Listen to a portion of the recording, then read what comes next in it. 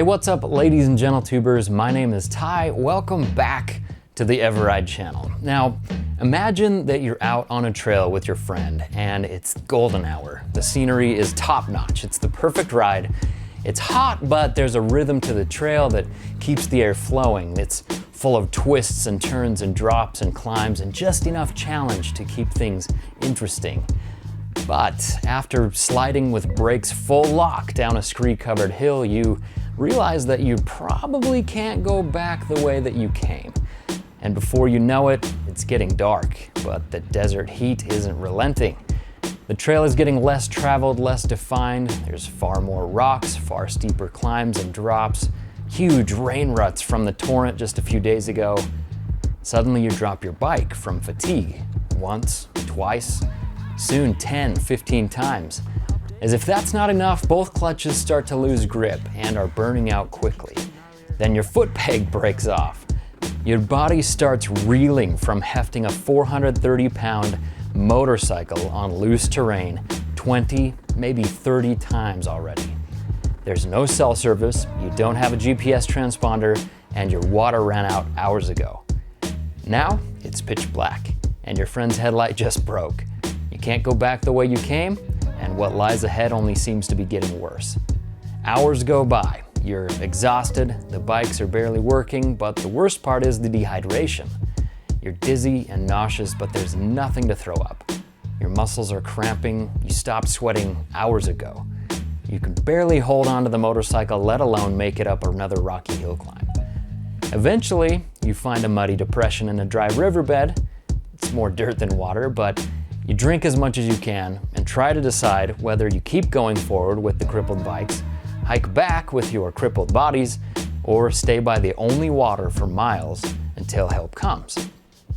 But what help will come?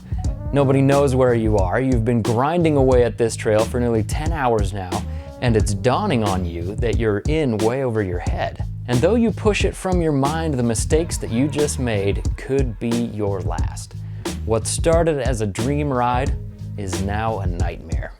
Well, last year at about this time in the summer, that nightmare was real. And my friend Jesse and I got in way over our heads, and it almost ended very, very badly.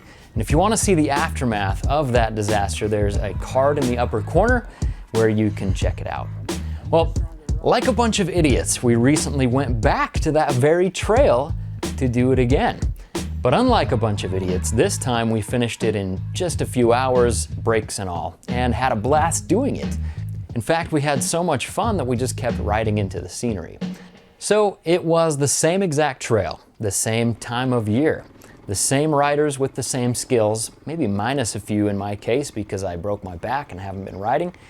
But what made the difference between a ride that almost killed us versus a ride that was beautiful and scenic and chock full of adventure-y goodness?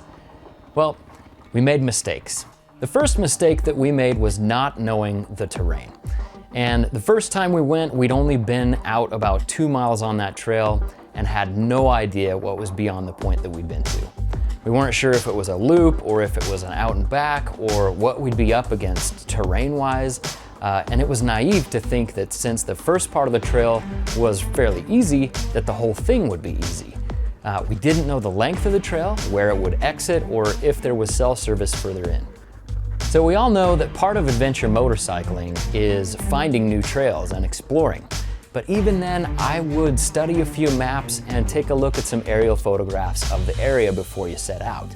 And I'd also take a paper map with you when possible. And if it's possible, I'd suggest bringing somebody along who has done the trail before, or at least who is kind of familiar with the area.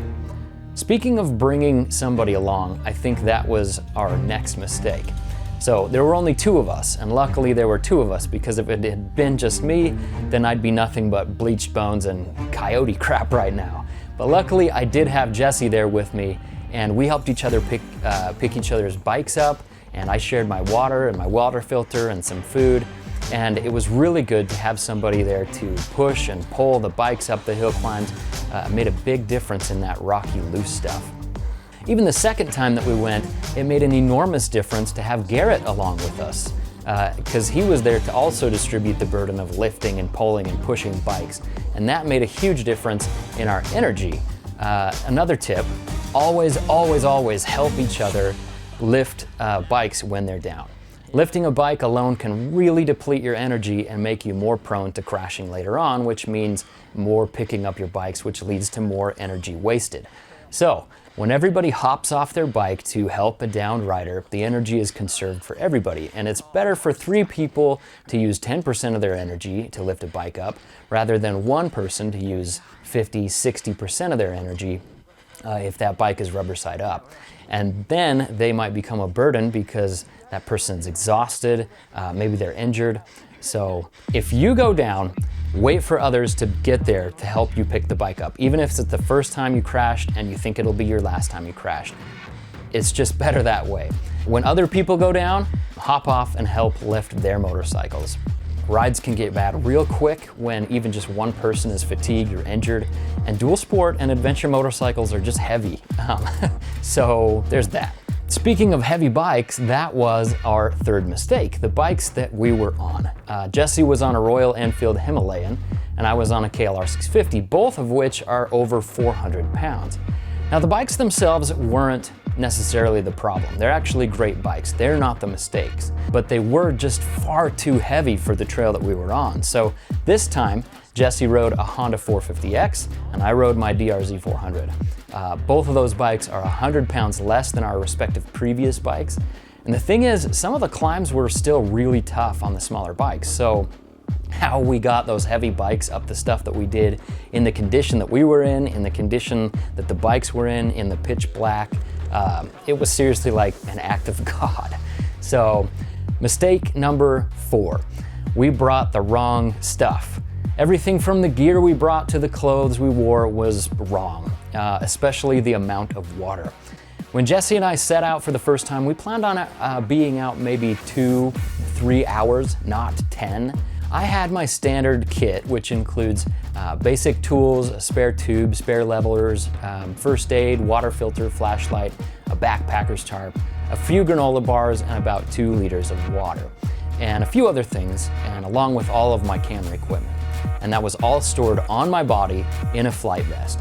Now that might sound like it's sufficient, but for this ride it absolutely wasn't. Now, since we were filming for the Himalayan review, Jesse was decked out with all of his adventure gear, adventure jacket and pants, and I wore a cooling vest and full armor and a jersey. We learned that on a slow trail like this one, airflow for evaporative cooling is critical, and a big problem that both of our bodies and bikes were just overheating way too much. So this second time that we went, we all left the full armor and the jackets at home, and instead we wore mesh jerseys and simple elbow pads. Now, normally I'm an advocate for as much armor as possible, but on slower, real technical rides, I actually now fear overheating and exhaustion more than getting a few bumps and bruises from low-speed tipovers.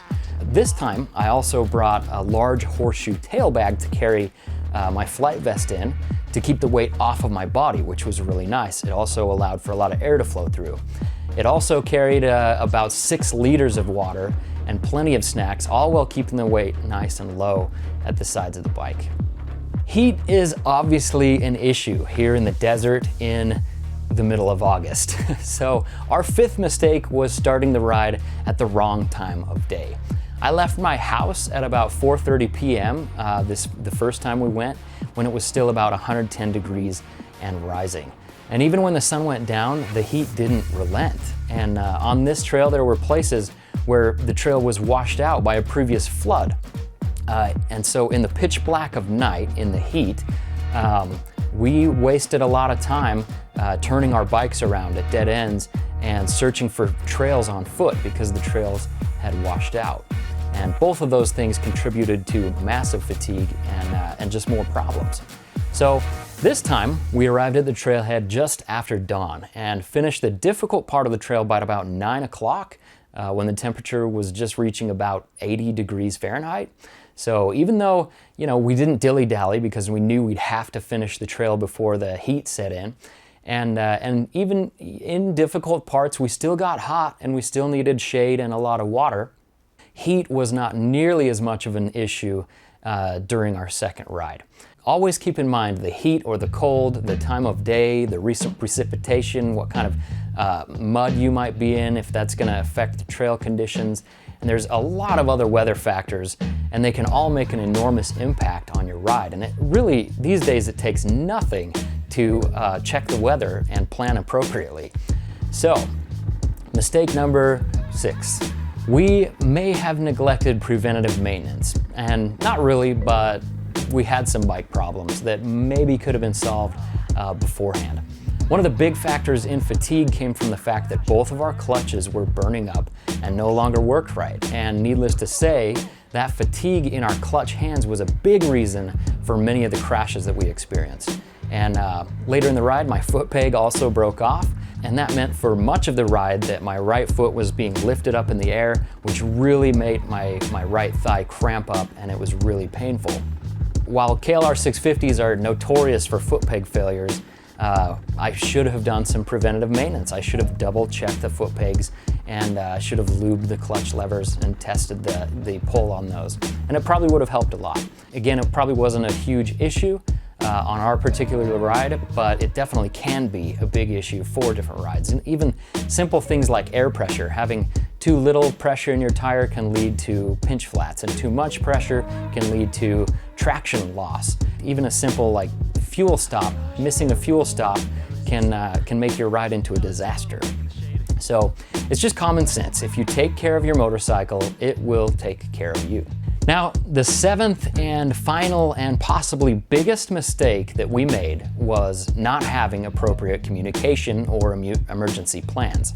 Now, nobody knew where we were going. Not even we knew where we were going, nor when we would be back. We just kind of figured that we'd have cell service. And you guys, please, please, please do not rely only on your cell phone in emergencies. We thought we could get by with our cell phones, and we had no service, no maps, nothing. And if fatigue had gotten the best of us and we would have had an injury because of that fatigue, I might not be here to make this video. So this time, I told my wife where we'd be and showed her on a map. That's an important part. And I packed a two-way GPS communicator, a Garmin InReach, with SOS functions on my body. And you want those things to be on your body, because if you crash and you go one way and your bike goes another, and you can't move, you're gonna want that SOS close. Now this thing is critical because even if you made all of the other deadly mistakes, if you have that SOS button to push, then you'll probably come out alive despite being an idiot. One other thing is that rider-to-rider headsets that we used. They're very important to me. On our first ride, we had no way of communicating with each other. We couldn't tell each other when we needed a break, when we had a problem, to warn each other of danger or to indicate that we had crashed and needed help. Sure, it's nice to talk to each other while on the ride, but they're also so helpful and useful to warn riders of danger and stay out of emergencies and just keep the group together and kind of even keep that morale up should things go kind of bad. That is it, ladies and gentle tubers, the 7 deadly mistakes that we made. And now that we know them, we won't make them again. So know the terrain, bring a buddy or a couple of buddies along, choose an appropriate motorcycle for the job, prepare with enough food, water, and gear, pay attention to the weather, maintain your motorcycle, and have a communications plan. Do those 7 things and you'll be far safer, have more fun, and come home to your loved ones, which is pretty important. Guys, thank you so much for watching this video, and if you enjoyed it and you want more like this, then please hit that subscribe button and check out the videos to the right. You might like them.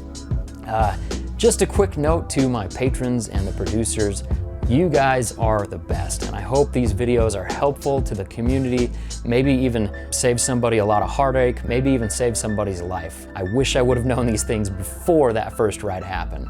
And the reason that I can make these mistakes and do these rides and make these videos is because of you guys. So thank you so much for your support, and I love you guys, you're the best. So stay safe out there, guys. Much love. eveRide out.